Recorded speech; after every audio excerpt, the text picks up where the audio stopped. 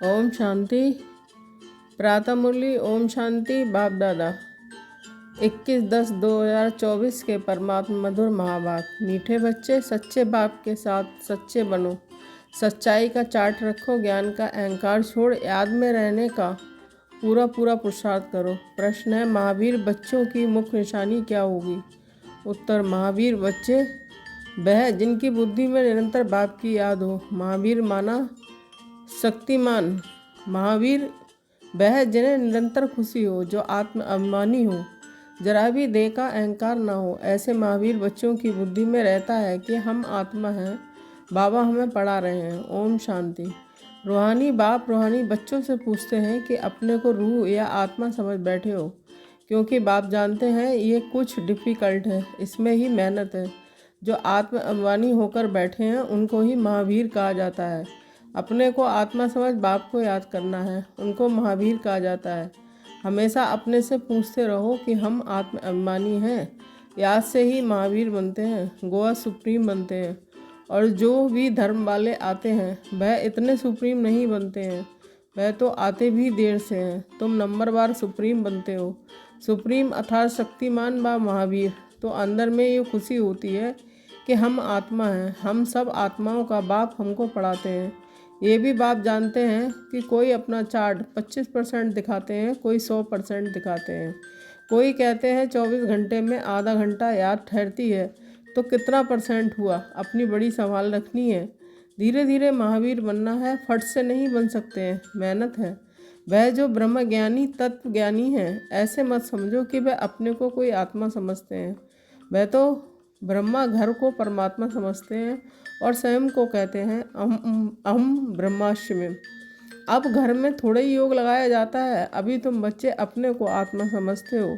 ये अपना चार्ट देखना है, 24 घंटे में हम कितना समय अपने को आत्मा समझते हैं। अभी तुम बच्चे जानते हो कि हम ईश्वरीय सर्विस पर हैं, ऑन गॉडली सर्विस। यही सबको बताना है कि बाप सिर्फ कहते हैं मन मना भव, अर्थात अपने को आत्मा समझ मुझे याद करो। ये है तुम्हारी सर्विस। कितनी तुम सर्विस करेंगे उतना फल भी मिलेगा। ये बातें अच्छी रीते समझने की है। अच्छे महारथी बच्चे भी इस बात को पूरा समझते नहीं हैं। इसमें बड़ी मेहनत है। मेहनत बगैर फल थोड़ा ही मिल सकता है। बाबा देखते हैं कोई चार्ट बनाकर भेज देते हैं, कोई से तो चार्ट लिखना पहुंचता ही नहीं है। ज्ञान का अहंकार है, याद में बैठने की मेहनत पहुंचती नहीं है। बाप समझाते हैं मूल बात है ही याद की। अपने पर नज़र रखनी है कि हमारा चार्ट कैसा रहता है, वह नोट करना है। कई कहते हैं चार्ट लिखने की फुर्सत नहीं। मूल बात तो बाप कहते हैं अपने को आत्मा समझ अल्फ को याद करो। यहाँ जितना समय बैठते हो तो बीच बीच में अपने दिल से पूछो कि हम कितना समय याद में बैठे। यहाँ जब बैठते हो तो तुमको याद में ही रहना है, और चक्र फिराओ तो भी हर्जा नहीं। हमको बाबा के पास ज़रूर जाना है, पवित्र सतोधान प्रधान बनकर जाना है। इस बात को अच्छी रीति समझना है। कई तो फट से भूल जाते हैं, सच्चा चार्ट अपना बताते नहीं हैं। ऐसे बहुत महारथी हैं, सच तो कभी नहीं बताएंगे। आधा कल्प झूठ दुनिया चली है तो झूठ जैसे अंदर जम गया है। इसमें भी जो साधारण है वह तो झट चार्ट लिखेंगे। बाप कहते हैं कि तुम पापों को भस्म कर पावन होंगे। याद की यात्रा से सिर्फ ज्ञान से तो पावन नहीं होंगे, बाकी फ़ायदा क्या है? पुकारते भी हो पावन बनने के लिए, उसके लिए चाहिए याद। हर एक को सच्चाई से अपना चार्ट बताना चाहिए। यहाँ तुम पौना घंटा बैठे हो तो देखना है पौने घंटे में हम कितना समय अपने को आत्मा समझ बाप की याद में थे। कईयों को तो सच बताने में लज्जा आती है। बाप को सच नहीं बताते हैं, वह समाचार देंगे ये सर्विस की। इतनों को समझाया, ये किया, परंतु याद की यात्रा का चार्ट नहीं लिखते हैं। बाप कहते हैं याद की यात्रा में ना रहने के कारण ही तुम्हारा कोई को तीर नहीं लगता है। ज्ञान तलवार में जौहर नहीं बढ़ता है। ज्ञान तो सुनाते हैं, बाकी योग का तीर लग जाए ये बड़ा मुश्किल है। बाबा तो कहते हैं पौने घंटे में 5 मिनट भी याद की यात्रा में नहीं बैठते होंगे। समझते ही नहीं है कि कैसे अपने को आत्मा समझ और बाप को याद करें। कई तो कहते हैं हम निरंतर याद में रहते हैं। बाबा कहते हैं ये अवस्था अभी हो नहीं सकती है। अगर निरंतर याद करते फिर तो कर्मातीत अवस्था आ जाए, ज्ञान की प्रकाष्ठा हो जाए। थोड़ा भी किसको समझाने से बहुत तीर लग जाए। मेहनत है ना विश्व का मालिक, कोई ऐसे थोड़े ही बन जाएंगे। माया तुम्हारी बुद्धि का योग कहाँ का कहाँ ले जाएगी। मित्र संबंधी आदि याद आते रहेंगे, किसको बुलाया जाना होगा तो सब मित्र संबंधी स्टीमर एरोप्लेन आदि ही याद आते रहेंगे। बुलाए जाने की जो प्रैक्टिकल इच्छा है वह खींचती है, बुद्धि का योग बिल्कुल टूट जाता है और कोई तरफ बुद्धि न जाए, इसमें बड़ी मेहनत की बात है। सिर्फ एक बाप की ही याद रहे, ये देह भी याद ना आए, ये अवस्था तुम्हारी पिछाड़ी में होगी। दिन प्रतिदिन जितना याद की यात्रा को बढ़ाते रहें, इसमें तुम्हारा ही कल्याण है। जितना याद में रहेंगे उतना तुम्हारी कमाई होगी। अगर शरीर छूट गया फिर ये कमाई तो कर नहीं सकेंगे। जाकर छोटा बच्चा बनेंगे तो कमाई क्या कर सकेंगे। भल आत्मा ये संस्कार ले जाएगी, परंतु टीचर तो चाहिए ना जो फिर स्मृति दिलाए। बाप भी स्मृति दिलाते हैं ना। बाप को याद करो, ये सिवाय तुम्हारे और कोई को पता नहीं है कि बाप की याद से ही पावन बनेंगे। वह तो गंगा स्नान को ही ऊंच मानते हैं, इसलिए गंगा स्नान ही करते रहते हैं। बाबा तो इन सब बातों का अनुभवी है ना, इसने तो बहुत गुरु किए हैं। वह स्नान करने जाते हैं पानी का, ये तुम्हारा स्नान होता है याद की यात्रा से। सिवाय बाप की याद के तुम्हारी आत्मा पावन बन ही नहीं सकती। इनका नाम ही है योग, अर्थात याद की यात्रा। ज्ञान को स्नान नहीं समझना, योग का स्नान है। ज्ञान तो पढ़ाई है, योग का स्नान है जिससे पाप कटते हैं। ज्ञान और योग दो चीज़ें हैं। याद से ही जन्म जन्मांतर के पाप भस्म होते हैं। बाप कहते हैं कि इस याद की यात्रा से ही तुम पावन बन सतो प्रधान बन जाएंगे। बाप तो बहुत अच्छी रीति समझाते हैं। मीठे मीठे बच्चों, इन बातों को अच्छी रीति समझो, ये भूलो नहीं। याद की यात्रा से ही जन्म जन्मांतर के पाप कटेंगे। बाकी ज्ञान तो है कमाई। याद और पढ़ाई दोनों अलग चीज़ें। ज्ञान और विज्ञान, ज्ञान माना पढ़ाई, विज्ञान माना योग अथवा याद। किसको ऊंच रखेंगे, ज्ञान या योग। याद की यात्रा बहुत बड़ी है, इसमें ही मेहनत है। स्वर्ग में तो सब जाएंगे, सत्युग है स्वर्ग, त्रेता है सैमी स्वर्ग। वहाँ तो इस पढ़ाई के अनुसार जाकर विराजमान होंगे। बाकी मुख्य है योग की बात। प्रदर्शनी व म्यूजियम आदि में भी तुम ज्ञान समझ जाते हो, योग थोड़े ही समझा सकेंगे। सिर्फ इतना कहेंगे कि अपने को आत्मा समझ बाप को याद करो, बाकी ज्ञान तो बहुत देते हो। बाप कहते हैं पहले पहले बात ही ये बताओ कि अपने को आत्मा समझ बाप को याद करो। इस ज्ञान देने के लिए ही तुम इतने चित्र आदि बनाते हो।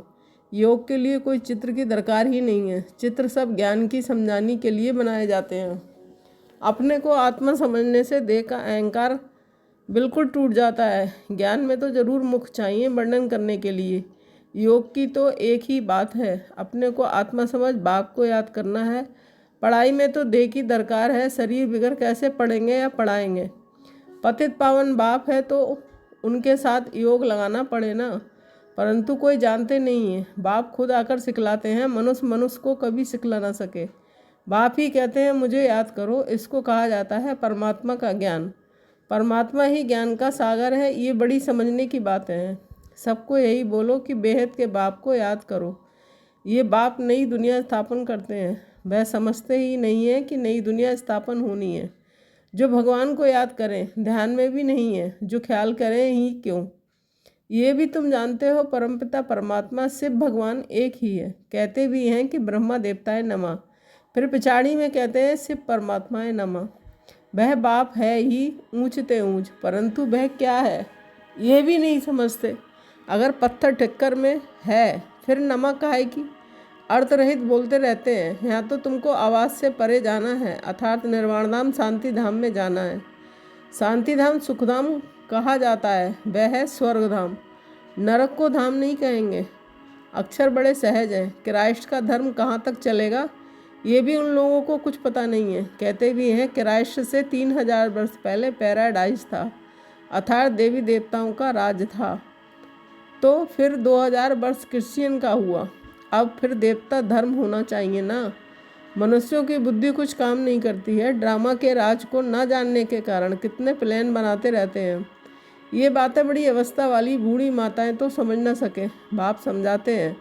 अभी तुम सबकी वानप्रस्थ अवस्था है, वाणी से परे जाना है। ये भल कहते हैं कि निर्वाण धाम गया, परंतु जाता कोई नहीं है। पुनर्जन्म फिर भी लेते जरूर हैं, वापस कोई भी जाता नहीं है। वानप्रस्थ में जाने के लिए गुरु का संग करते हैं। बहुत वानप्रस्थ आश्रम हैं, माताएं भी बहुत हैं, वहाँ भी तुम सर्विस कर सकते हो। वानप्रस्थ का अर्थ क्या है तुमको बाप बैठ समझाते हैं। अभी तुम सब वानप्रस्थी हो, सारी दुनिया वानप्रस्थी है। जो भी मनुष्य मात्र देखते हो सब वानप्रस्थी हैं। सर्व का सद्गति दाता एक ही सद्गुरु है, सबको जाना ही है। जो अच्छी रीति पुरुषार्थ करते हैं वह अपना ऊंच पद पाते हैं। इसको कहा ही जाता है कयामत का समय। कयामत के अर्थ को भी वह लोग समझते नहीं हैं। तुम बच्चों में भी नंबरवार समझते हैं। बड़ी ऊंच मंजिल है, सबको समझना है कि अभी हमको घर जाना है ज़रूर। आत्माओं को वाणी से परे जाना है, फिर पार्ट रिपीट करेंगे, परंतु बाप को याद करते करते जाएंगे तो ऊंच पद पाएंगे। दैवी गुण भी धारण करने हैं, कोई गंदा काम चोरी आदि नहीं करना चाहिए। तुम पूर्ण आत्मा बनेंगे ही योग से, ज्ञान से नहीं। आत्मा पवित्र चाहिए। शांति धाम में पवित्र आत्माएं ही जा सकती हैं। सब आत्माएं वहाँ रहती हैं, अभी आती रहती हैं। अब बाकी जो भी होंगी वह यहाँ आती रहेंगी। तुम बच्चों को याद की यात्रा से बहुत रहना है। यहाँ तुमको मदद अच्छी मिलेगी। एक दो का बल मिलता है ना, तुम थोड़े बच्चों की ही ताकत काम करती है। गोवर्धन पहाड़ दिखाते हैं ना, उंगली पर उठाया। तुम गोपियाँ हो ना। सती हुई देवी देवताओं को गोपियाँ नहीं कहा जा सकता है। उंगली तुम देते हो। आयरन एज को गोल्डन एज व नरक को स्वर्ग बनाने के लिए तुम एक बाप के साथ बुद्धि का योग लगाते हो। योग से ही पवित्र होना है, इन बातों को भूलना नहीं है। ये ताकत तुमको यहाँ मिलती है। बाहर में तो आसुरी मनुष्यों का संग रहता है, वहाँ याद में रहना बड़ा मुश्किल है। इतना अडोल वहाँ तुम रह नहीं सकेंगे, संगठन चाहिए ना। यहाँ सब एक रस इकट्ठे बैठते हैं तो मदद मिलेगी। यहाँ धंधा आदि कुछ भी नहीं रहता है। बुद्धि कहाँ जाएगी? बाहर से रहने से धंधा घर आदि खींचेगा जरूर। यहाँ तो कुछ है नहीं। यहाँ का वायुमंडल अच्छा शुद्ध रहता है। ड्रामा के अनुसार इतना दूर पहाड़ी पर आकर तुम बैठे हो। यादगार भी सामने एक्यूरेट खड़ा है, ऊपर में स्वर्ग दिखाया है, नहीं तो कहाँ बनावे। तो बाबा कहते हैं यहाँ आकर बैठते हो तो अपनी जांच रखो। हम बाप की याद में बैठते हैं, सुदर्शन चक्र भी फिरता रहे। अच्छा मीठे मीठे शकील दे बच्चों के प्रति माता पिता बाप दादा का याद प्यार। Good morning. रूहानी बाप की रूहानी बच्चों को नमस्ते। हम रूहानी बच्चों की रूहानी माता पिता बाप दादा को याद प्यार, गुड मॉर्निंग, नमस्ते नमस्ते, शुक्रिया बाबा शुक्रिया। धारणा के लिए मुख्य सार 1 पॉइंट। अपने याद के चार्ट पर पूरी नज़र रखनी है। देखना है हम बाप को कितना समय याद करते हैं। याद के समय बुद्धि कहाँ कहाँ भटकती है। 2 पॉइंट, इस कयामत के समय में वाणी से परे जाने का पुरुषार्थ करना है। बाप की याद के साथ दैवी गुण भी जरूर धारण करने हैं। कोई गंदा काम चोरी आदि नहीं करना है। वरदान, व्यर्थ व डिस्टर्ब करने वाले बोल से मुक्त, डबल लाइट, अव्यक्त फरिश्ता भव। अव्यक्त फरिश्ता बनना है तो व्यर्थ बोल जो किसी को भी अच्छे नहीं लगते हैं उन्हें सदा के लिए समाप्त करो। बात होती है 2 शब्दों की, लेकिन उसे लंबा करके बोलते रहना ये भी व्यर्थ है। जो 4 शब्दों में काम हो सकता है वो 12-15 शब्दों में नहीं बोलो। कम बोलो, धीरे बोलो, ये स्लोगन गले में डालकर रखो। व्यर्थ व डिस्टर्ब करने वाले बोल से मुक्त बनो तो अव्यक्त फरिश्ता बनने में बहुत मदद मिलेगी। स्लोगन, जो स्वयं को परमात्मा प्यारे के पीछे कुर्बान करते हैं, सफलता उनके गले की माला बन जाती है। ओम शांति। Thank you Baba.